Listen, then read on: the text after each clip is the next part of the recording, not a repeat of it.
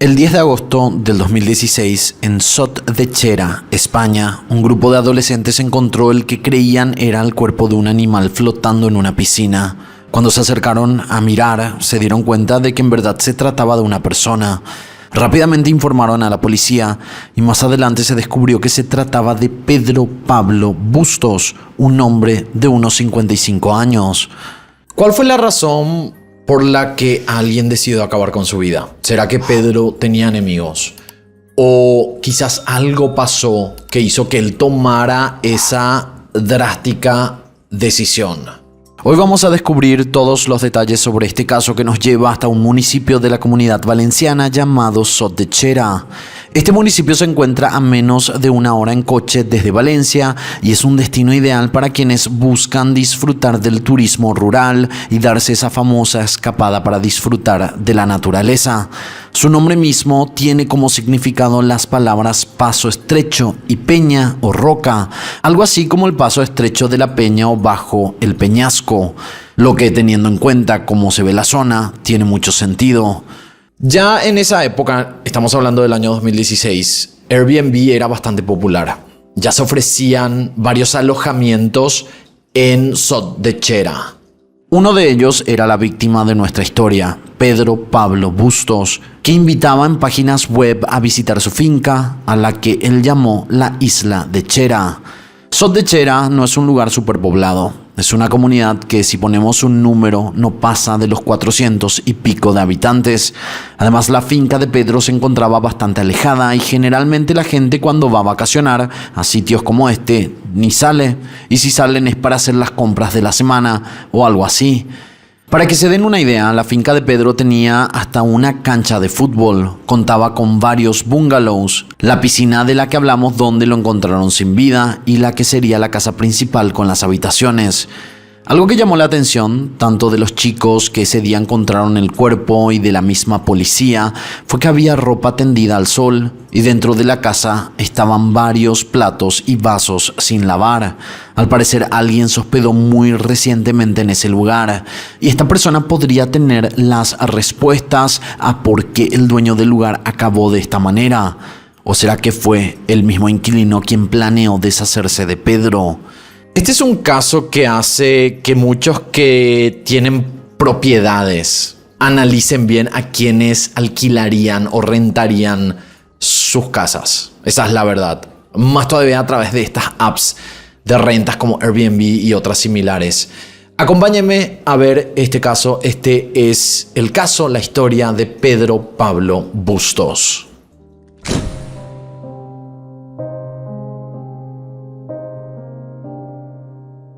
Pedro Pablo Bustos vivía con sus padres a pesar de ser ya un hombre mayor de más de 50 años. Con ellos vivía también su hermano en Marbella, una ciudad al sur de España. Según Rosa Bustos, prima de Pedro, sus padres tenían una librería muy popular allí y también eran propietarios de varios pisos en la misma ciudad, lo que les permitía alquilarlos para hacer un dinero extra y llevar una vida tranquila. Pero los padres de Pedro desarrollaron demencia. Él se dio cuenta de que este síndrome deterioraría sus funciones cognitivas. Ellos perderían la memoria, tendrían problemas para comunicarse e incluso podrían ir perdiendo el juicio poco a poco. Entonces lo que hizo fue invertir los ahorros de sus padres en un proyecto que él pudiera manejar y se mudó a Sot de Chera en el año 2007. El proyecto en el que invirtió el dinero de sus padres fue esta finca a la que llamó la Isla de Chera.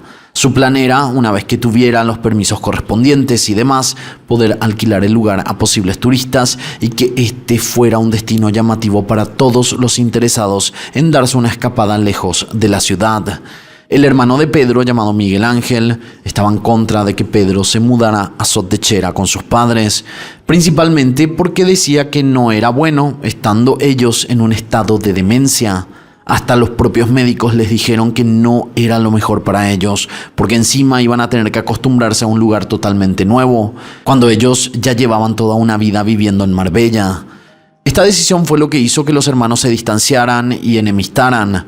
Miguel Ángel presentó una denuncia para que Servicios Sociales se asegurara de la condición en la que tenía Pedro a sus papás, porque estaba preocupado por ellos, que no sean atendidos como debían o que incluso que no estuvieran viviendo en un ambiente salubre. Cuando servicios sociales inspeccionaron la vivienda donde vivía con sus padres, había un estado de higiene deplorable. Tampoco había nadie quien los pudiera cuidar, ya que ellos necesitaban esto debido a la condición en la que estaban, y se determinó que debían internarlos en una residencia porque allí podrían ser atendidos de mejor manera. Hay que recordar que los padres de los hermanos Bustos tenían demencia y ya requerían de otro tipo de cuidados a tiempo casi completo. Cuando gracias a servicios sociales trasladaron a los padres de Pedro y Miguel Ángel al centro residencial Sol Mar Lollería, Pedro se indignó muchísimo al punto de filmar un video que luego publicaría en una página web de peticiones que capaz muchos de ustedes conozcan. Se llama change.org, en la que se solicita firmas de personas para protestar en contra de, en este caso, la decisión que tomaron sobre sus papás. Protestó también en persona y acudía a estas instituciones encargadas de esta decisión con un cartel en el que decía que sus padres fueron secuestrados. Estuvo totalmente en contra de lo que hicieron con ellos. Esto no solo significó una pérdida emocional muy grande, sino que también una pérdida muy grande a nivel monetario para Pedro, porque tuvo que pagar todo lo que se requería para que sus padres permanecieran en la residencia para adultos mayores y la atención que debían recibir allí. Y para ello usó los ahorros de su padre, que era todo lo que tenía y era lo que quería utilizar para sacar a flote y mantener la isla de Chera. Los permisos y demás que necesitaba para la finca suponían una gran inversión de dinero que él todavía no tenía, y el lugar también requería de muchísimo mantenimiento. Entonces Pedro se las ingenió y ofreció estadía, un techo y comida a cambio de ayudarlo a él con las refacciones para en algún momento poder cobrar un hospedaje en forma, ya que de momento no era un sitio terminado al 100%. Pero no solo eso, también tuvo la idea de hacer de este refugio LGTBI, porque Pedro era gay y tener un lugar en el que otras personas de su misma sexualidad pudieran acudir le brindaba satisfacción. Pedro promocionó en distintas páginas web y periódicos de España el anuncio sobre la isla de Chera, en el que decía, y cito textualmente: si buscas una vida diferente y crees que las cosas deberían parecerse a los principios más naturales basados en la cooperación, el amor y el respeto, tal vez deberías venir a la isla de Chera. Según los anuncios, la finca era un lugar ideal para artistas, escritores, pintores o artesanos, o también personas que trabajaban por internet o que simplemente quisieran descansar y gozar de tranquilidad y sosiego. Las personas que se llegaron a hospedar en el lugar iban y se relajaban totalmente. Solo solían tener contacto con otras personas cuando se trataba de hacer las compras y ya.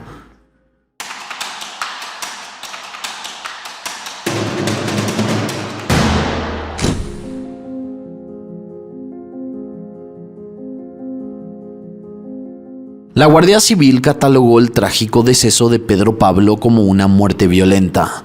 Tanto ellos como el grupo de homicidio de la unidad de la Policía Judicial de Valencia fueron informados del hallazgo cerca de las 8:30 de la noche de ese 10 de agosto de 2016. Como ya estaba entrando la noche, no se pudo investigar de forma correcta el lugar. La policía necesitaba de luz natural, entonces propusieron la examinación de la escena del crimen para el día siguiente. Ya a primeras horas de la mañana y con la ayuda de la Guardia Civil, y esta parte es súper interesante, se comprobó que Pedro Pablo había estado ahí entre 8 a 10 horas. Y esto por la descomposición del cuerpo y también por el análisis del agua de la piscina de la alberca, como le llaman en su país. Para retirar el cuerpo utilizaron una red, más que nada para no destruir ninguna evidencia. Cuando hicieron esto se dieron cuenta de que el cuerpo pesaba mucho más de lo que se imaginaban, teniendo en cuenta el tamaño de Pedro. Una vez afuera del agua se dieron cuenta por qué pasó esto. Se utilizó una colcha de la casa para envolverlo y dentro, en el cuerpo y la colcha, había una piedra de gran tamaño. El cuerpo tenía una bolsa en la cabeza y estaba atado de manos y pies, y también se ató nuevamente la colcha al cuerpo y la piedra con otra cuerda. Estos elementos que se utilizaron para envolver y atar a Pedro eran de la casa porque en una especie de depósito encontraron restos de la misma cuerda y unas colchas parecidas estaban en habitaciones del lugar. La persona o las personas que quisieron deshacerse de Pedro intentaron que el cuerpo se hundiera, pero no lo lograron evidentemente. Para los miembros de la policía científica, la forma en la que se deshicieron de él mostraba todas las precauciones que tomaron para hacerlo. Esto significaba para ellos que podría tratarse de una persona conocida de Pedro y que probablemente existía una relación entre víctima y victimario o victimarios. Para reconocer y confirmar que el cuerpo realmente pertenecía al dueño de la finca, tuvieron que hacerse varios análisis, porque resultó muy difícil tomar una muestra dactilar. Al estar tanto tiempo en el agua, el mismo cuerpo se va desprendiendo con facilidad, y es la misma grasa lo que impide poder hacer la identificación correcta. Pero en el caso de Pedro, se pudo confirmar las sospechas y su identidad. Cuando se realizó la autopsia al cuerpo de Pedro, se supo que el hombre perdió la vida a causa de una asfixia, aunque recibió varios golpes, pero no murió a causa de los mismos. Y dentro de la boca se encontró un trapo. El cuello de la víctima tenía marcas evidentes de que lo agarraron con mucha fuerza para dejarlo sin respirar. Ahora volvamos a la escena del crimen y vayamos a la casa principal que está ubicada en la finca. Como les conté, allí dentro encontraron indicios de que hubo personas hospedadas allí muy recientemente, por la cantidad de cubiertos que encontraron sin lavar, más específicamente 3 vasos apilados, lo que hizo creer que 3 personas estuvieron allí en los días anteriores al día del hallazgo. También se encontró ropa de hombre en una de las habitaciones, un pantalón vaquero, una camisa clara y unos zapatos negros. Y los elementos para atar y tirar el cuerpo a la piscina también formaban parte de la casa. Las cuerdas, por ejemplo, se encontraron en el cuarto de calderas, lo que sería como un depósito. En líneas generales, la casa se veía limpia y no parecía que hubo algo como un robo o agresión en el lugar. Los documentos de Pedro, tarjetas de crédito, registros de conducir, identificación y demás no se encontraron dentro de la vivienda. Tampoco encontraron su teléfono y su vehículo, que era un Ford Fusion. La investigación siguió por ese camino. Se solicitó de forma inmediata que interviniera en su línea y se solicitó también un señalamiento del vehículo, lo que sería la búsqueda del mismo en las cercanías, teniendo en cuenta su número de matrícula. Los resultados de la intervención de su teléfono mostraron que la última llamada que realizó Pedro fue el 1 de agosto a las 7:51 p.m. en la zona del Sot de Chera. Para los investigadores, este podría haber sido el día del crimen. El 3 de agosto, 2 días después, los lectores captaron el vehículo de Pedro en ruta camino a Madrid, en un horario que iba desde las 6:03 p.m. a las 9 p.m. de ese mismo día. Primero lo vieron a la altura de Chiva y por último a unos 7 kilómetros de Madrid. Los últimos registros del vehículo fueron en esa ciudad, por lo que, según las sospechas de la policía, la persona o las personas que le quitaron la vida a Pedro huyeron del lugar en el vehículo de la víctima y estas muy probablemente seguían allí. Con estas pistas se contactó a la policía de Madrid. Se les informó sobre el automóvil con todos los datos y fue así como lo pudieron ubicar en 2 locaciones en días diferentes, una cerca de la estación de trenes de Atocha y otra cerca de la estación de autobuses de Madrid Sur, aproximadamente a unos 300 kilómetros de Sot de Chera. Cuando dieron con el auto, dentro encontraron pertenencias de la víctima. Unos cómics que se creyó pretendían robar para luego vender y hacer dinero. También encontraron un ticket de una gasolinera en la avenida General Avilés, en Valencia, que correspondía a la fecha 3 de agosto. Gracias a esto se definió el trayecto de las personas que iban en ese auto, un viaje que comenzó el 3 de agosto desde la ciudad de Valencia hacia Madrid. Ahora debían encontrar a los culpables. Quienes manejaron ese vehículo y que posiblemente fueron los que le quitaron la vida al dueño de ese auto.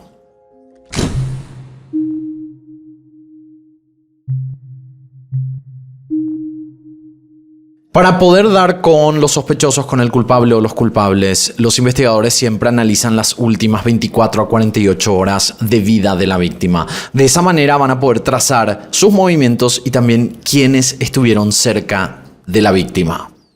En el caso de Pedro Pablo, se fijaron en sus publicaciones online, en páginas como Milanuncios y Airbnb, porque este hombre promocionaba constantemente su finca para todos los que quisieran unas vacaciones rurales, gay-friendly y la posibilidad de tener techo y comida a cambio de ayudarlo con el lugar. En estas publicaciones online encontraron a dos sospechosos. Había una foto donde aparecía Pedro acompañado de dos hombres en su finca, y lo interesante de estos anuncios era que ellos también figuraban como anfitriones del lugar. Ellos eran André y Philippe. ¿Por qué figuraban como anfitriones? Porque Pablo les tomó tanta confianza como para anunciarlos como parte de su proyecto que tanto esfuerzo y dinero le llevó. Para dar con la identidad completa de estos hombres, los investigadores del caso de Pedro hablaron con los vecinos y lugareños de Sot de Chera. Como les conté en un principio, esta es una comunidad muy pequeña que no llega ni a los 500 habitantes y, como bien se dice, pueblo chico, infierno grande. Alguien tenía que saber algo sobre estas personas, porque muy probablemente estas fueron las últimas personas en ver con vida a la víctima. En el bar musical, una empleada del lugar identificó a los hombres de la fotografía. Philippe resultó ser un portugués de 23 años que había ido al bar una noche en junio de 2016. En esa ocasión él había solicitado que le cargaran 10 euros y utilizó una tarjeta de crédito, lo que quiere decir que su tarjeta quedó registrada. Él había hablado con la empleada del lugar esa noche y unos días después le escribió por mensaje en Facebook para solicitar trabajo allí como camarero para ese mes o el siguiente. Le había dicho también que nació en Maia, Portugal, y dejó su número de teléfono.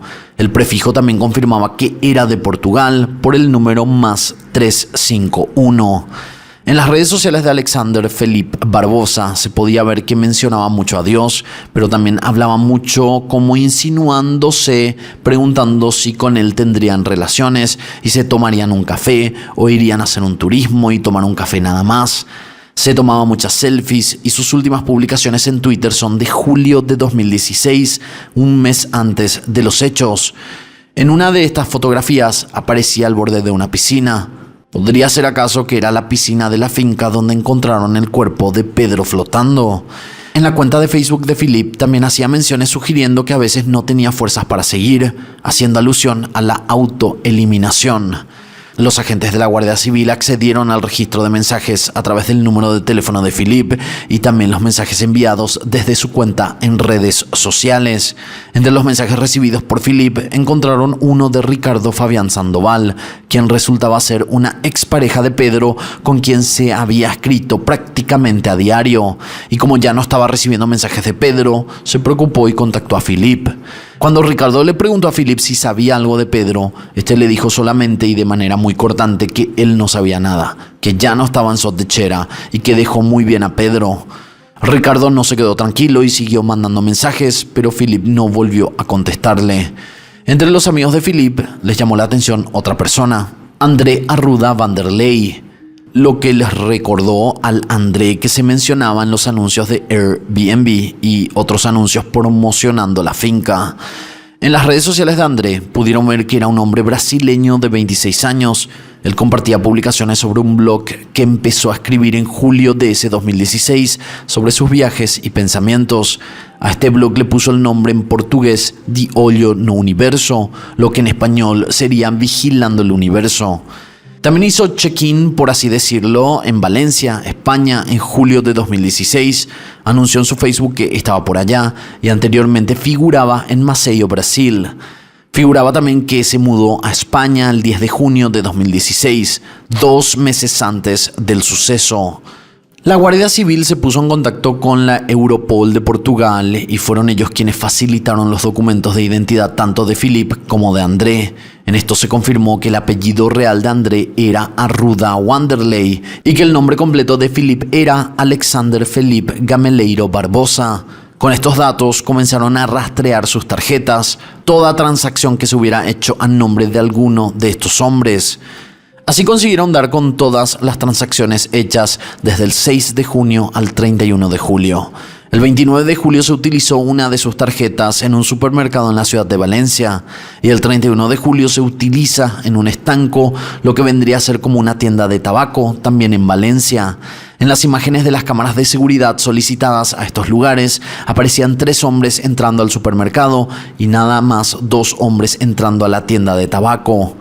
Se desconocía quién era este tercer hombre con ellos, y en una farmacéutica de la localidad les dijeron que este hombre les pidió para recibir un paquete de Seur que estaba destinado a él. Seur es una compañía que se dedica al envío de paquetes nacionales e internacionales y mensajería. Fue gracias a este medio que pudieron identificar al tercer hombre, un alemán llamado Stefan Plosser. La Guardia Civil se puso en contacto con él inmediatamente y tomaron su declaración. Stefan les contó que estuvo hospedado en la finca, la isla de Chera, con Philippe André, y todo fue bien, hasta que el 28 de julio, Pedro le dijo que quería echar del lugar a Philippe y André porque eran unos sinvergüenzas y ladrones. El 29 de julio presenció los hechos que marcarían para siempre la vida de Pedro Pablo Bustos.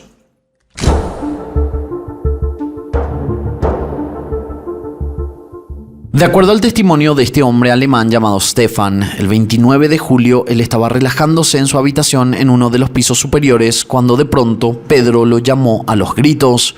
Estaba en compañía de André y Philippe y estaba muy enojado, alterado, nervioso. Se notaba que algo había pasado. Pedro le dio a entender que estos 2 hombres trataron de golpearlo, que le taparon la boca y se pasaron de la raya, por lo que decidió echarlos a todos. Juntaron sus cosas, se subieron todos al auto y Stefan manejó. Ese día se dirigieron a Valencia, en las inmediaciones de la estación de autobuses. Una vez allí, Pedro se despidió de Stefan. Por lo visto no estaba en malos términos con él, pero no se despidió de Philippe y André. Simplemente dejó que se bajaran de su auto sin decirles nada. Cuando ya no estaba Pedro, Philippe le dijo a Stefan que esa no iba a ser la última vez que iba a estar en la isla de Chera, sino que él volvería. Supuestamente, eso era lo que pasó ese día, según la versión de Stefan. Después de esa despedida, los 3 hombres buscaron hospedaje en un hostal llamado Home Backpackers del barrio del Carmen, porque no tenían mucho dinero y efectivamente los movimientos que se vieron en la tarjeta de crédito de uno de los hombres confirmaba que estuvieron en esa zona. Los dueños del hostal les confirmaron a los investigadores que estas personas estuvieron allí del 29 de julio al 1 de agosto. Pasaron ese fin de semana en la ciudad de Valencia. Gracias a Stefan consiguieron el número de teléfono de Andrea Ruda, número que hasta el momento la policía no tenía. Con esto en sus manos se pudo investigar sus comunicaciones para ver si así encontraban alguna pista que indicara quién acabó con la vida de Pedro y cómo lo hicieron. La que se cree que pudo haber sido la motivación, según el testimonio de Stefan, era ese enojo por parte del dueño de la finca hacia estos 2 hombres. Él escuchó del propio Pedro cómo los llamó ladrones y sinvergüenzas. Había un claro enojo de su parte, pero todavía faltaba investigar más a fondo. Y recuerdan que les conté que Philippe dijo que él iba a volver, le había dicho esto a Stefan, que él iba a volver a la isla de Chera. ¿Se acuerdan de eso? El celular de André mostró que su línea envió mensajes que lo ubicaban nada más y nada menos que en Sot de Chera el 1 de agosto de 2016. Así que al menos uno de ellos sí volvió a la finca, pero no era el que le dijo a Stefan que volvería. El teléfono de Philippe no mostró señal en la zona de Sot de Chera, así que o no lo llevó consigo, no lo encendió en absoluto, o simplemente no volvió y fue solo André el que volvió al lugar para ocuparse de Pedro. Pero para la Guardia Civil, Philippe no estaba del todo descartado. Algo les hizo creer que el crimen lo cometieron juntos. Con toda esta información se realizó una búsqueda internacional. Es más, una orden de detención internacional en contra de Philippe y André, y todo esto para tener el testimonio de ambos. El 4 de octubre de 2016 detuvieron a Philippe en su casa en Maia, Portugal. El 8 de octubre de ese mismo año, la Guardia Civil detuvo a André en el aeropuerto de Lisboa, también en Portugal.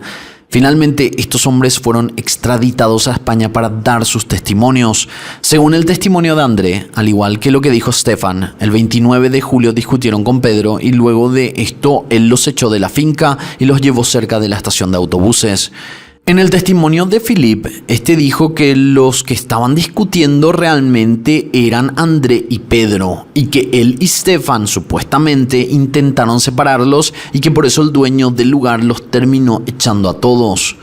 Pero luego de esto es cuando se pusieron muy confusas las cosas, porque según el testimonio de André, ambos volvieron a Sot de Chera.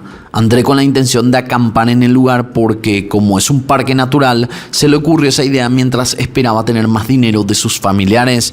Pero dijo que Philippe planeó volver a la casa en la finca de Pedro y pedirle que le diera hospedaje de nuevo.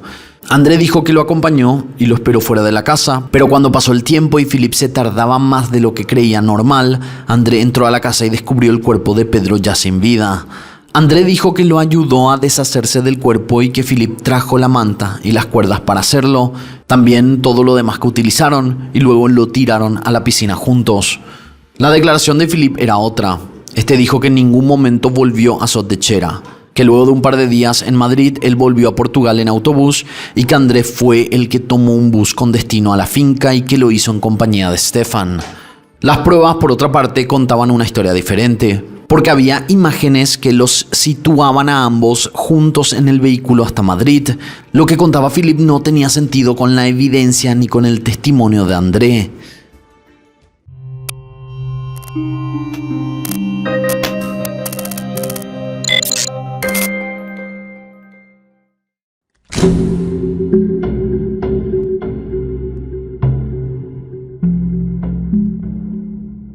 Luego de tener los testimonios de ambos sospechosos, se les dio prisión preventiva y a la hora de incautar los objetos que tenían, le encontraron una tablet a André.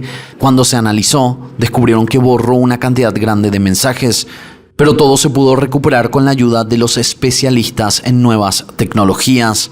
Entre los documentos que encontraron había una fotografía que le tomaron a los boletos de ambos con destino a Madrid, Portugal, el 4 de agosto a las 9 p.m. Se compraron estos boletos en la estación sur de autobuses. Por si fuera poco, la tablet se conectó unas horas antes al Wi-Fi de un restaurante y en las cámaras de seguridad aparecían ambos comiendo juntos. También encontraron fotos de los cómics que se encontraron en el auto, los cómics que les mencioné y otros que ya no estaban en el vehículo.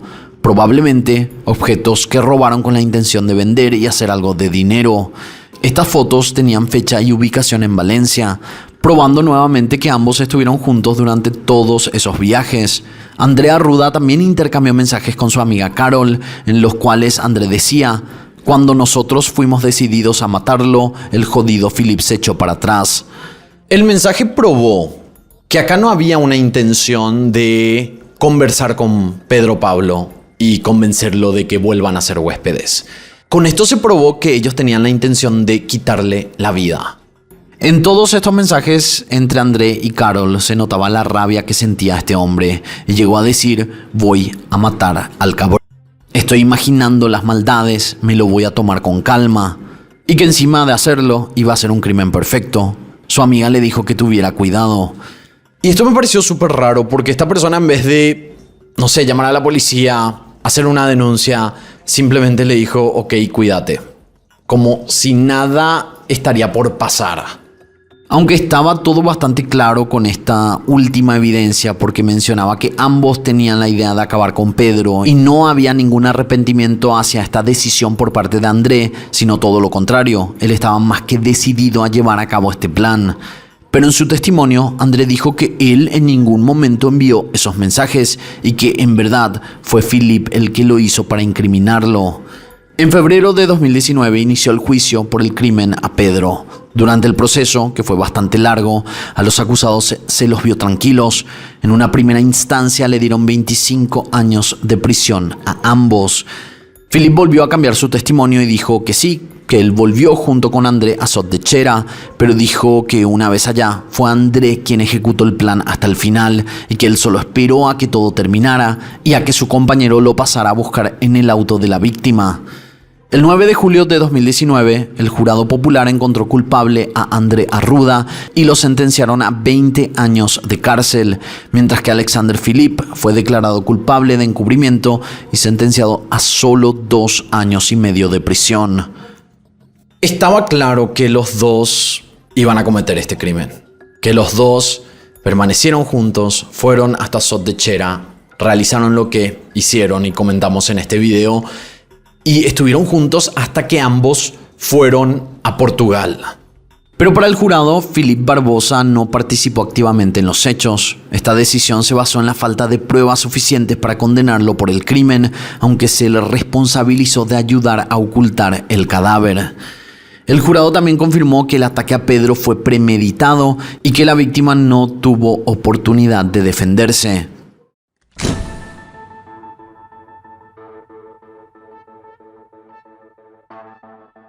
El crimen se cree que ocurrió por problemas de dinero. Philip y André no estaban bien económicamente y dependían del trabajo que tenían con Pedro. Lo que nunca se aclaró fue por qué discutieron y por qué, según lo que dijo Stefan, Pedro los llamó ladrones y sinvergüenzas. Se puede suponer que uno de ellos intentó robarle o ya le había robado algo, y al enterarse, Pedro los echó porque ya no eran de su confianza. Sin embargo, hay otras teorías que sugieren que la motivación no era solo económica, sino más bien personal o sentimental. Tal vez alguno de ellos tenía una relación con Pedro y las cosas no salieron como esperaban. Los mensajes encontrados en la tablet de André muestran mucho rencor, pero como no hay pruebas claras si existía una relación entre ellos, es difícil saber cuál fue la verdadera razón detrás de este trágico crimen que le costó la vida a un hombre de más de 50 años, que estaba trabajando en un gran proyecto luego de que perdió lo que más quería, a sus padres. Confió en las personas a las que le dio techo, comida, les dio un lugar para vivir y terminaron siendo los traicioneros y que acabaron con la vida de Pedro Pablo. Hoy uno de ellos ya está libre de prisión y otro aún cumple una condena. El crimen de Pedro Pablo es uno realmente triste y del que se habló muy poco en medios que no fueran de España. Queremos hacer una mención especial al canal de La Hora Fosca, que fue en quienes basamos gran parte de este caso, gracias a que realizaron una amplia investigación del caso. Les invito a que vayan a visitar el canal, lo vamos a dejar en la descripción y así también pueden disfrutar de este caso y de otros casos que tienen en su canal. Hasta aquí el caso del día de hoy. Espero sus comentarios aquí abajo y de esta manera nosotros nos encontraremos en la próxima historia.